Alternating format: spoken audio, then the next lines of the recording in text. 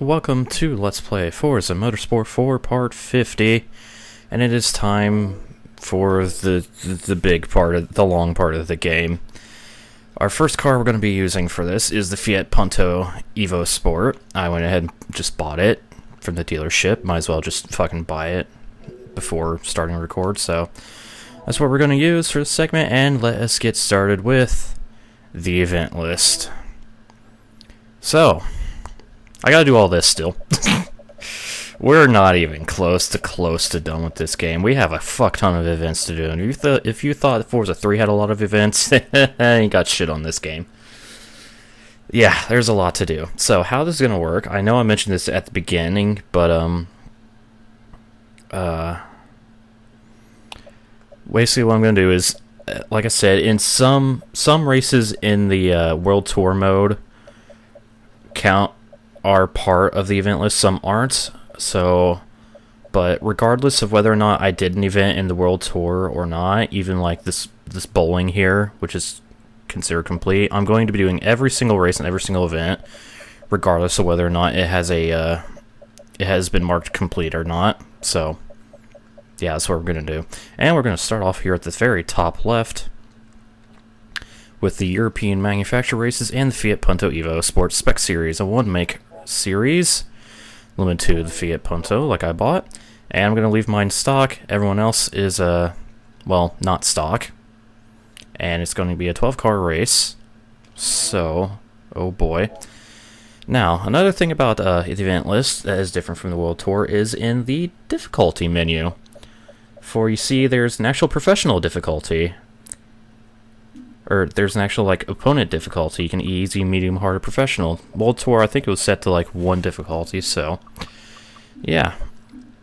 There's that, and there might be, like, I think that's the only change from that. I'm not sure if opponent upgrades or class restriction was a thing in the World Tour mode. If not, you can choose to have your opponent's cars upgraded or not. Basically upgraded to, like, you know, top of the class, or you can have open class races, which means you can enter in any class car you want, or limit the class choice to the class that is on the event. So I can only enter up to E class, basically, with this, or I can only keep my Punto at E class with this option on, but if I had it off, I could, you know, upgrade it up to D class and beyond. So let's get started, shall we? This is only going to be one race, and it's going to take place at the Mugello Autodromo Internacional Club circuit. So, one more thing I'm going to do is I'm actually going to cut out the load times, because we've seen enough of those in the World Tour. So let's go to our only races segment. Here we go. It is race time. Starting 8th on the grid, just like normal, just like in the World Tour, basically. So, let's see how this goes with, you know, the whole fact that my car's flat stock and their cars are slightly upgraded to...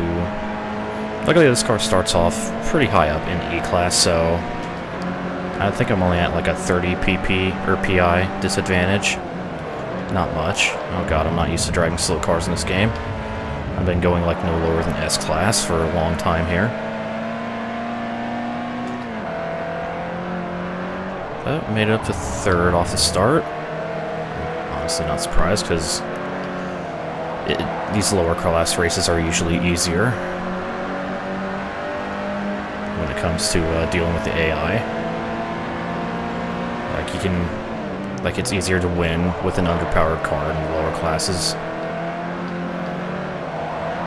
as I'm proving right now. So, we have around the outside of Muller, or Johansson there.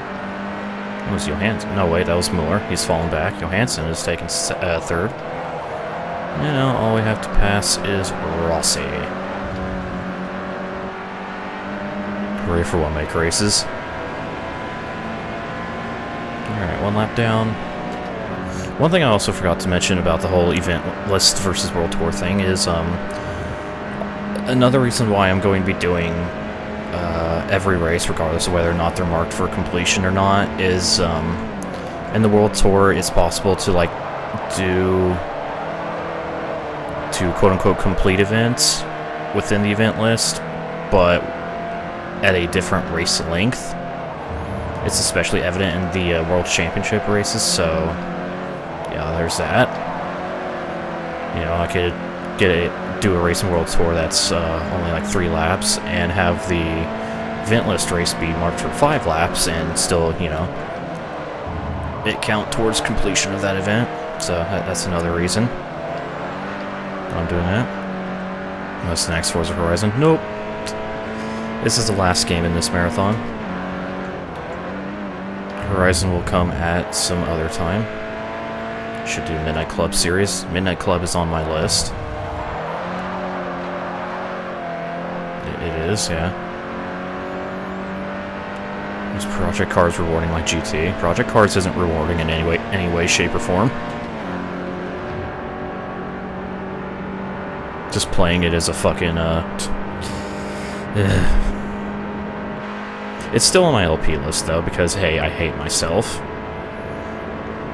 I'm still hoping, like, the modding community can maybe, like, make the physics less unbearably awful.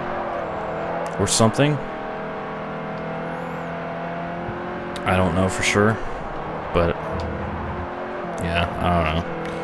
It's Project Cars is one of those like masochistic games for me. It's like I want to still play it because it has things I really like the career mode, for instance. It's fucking incredible. But the rest of the game the rest of the game is just decent at best, and at worst the drizzling shits. So yeah. It's like, I want to play the game, but I know I'm going to suffer if I do play it. So it's just like... Hey, I didn't start Forza 2 exactly a year ago. I started Forza 2 in what, like the summer? No. It was like late spring or something.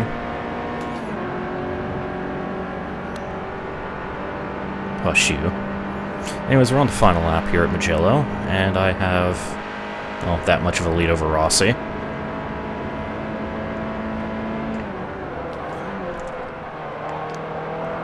So, hooray for that.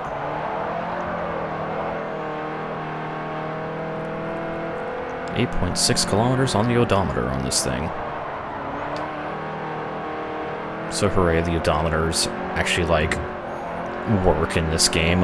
As unlike Forza 3, where they just kind of slapped a random number on it and didn't, you know, yeah.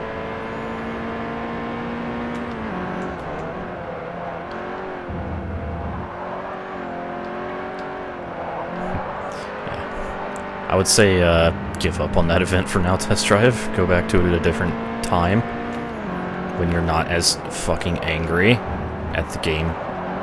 Yeah.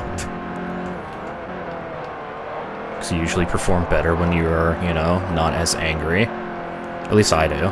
That's just me, though. Anyways, around the final turn here. And across the line in our first race of the event list. Pretty easy. Pretty easy. So, there we go. Ended up winning by 3.5 seconds over Rossi. Muller passed Johansson at some point back for third, and, well, you see the rest of the finishing order. So, hooray. And we've got our first level 1 affinity for Fiat. Cool. Cool. Oh. And that will complete our first event.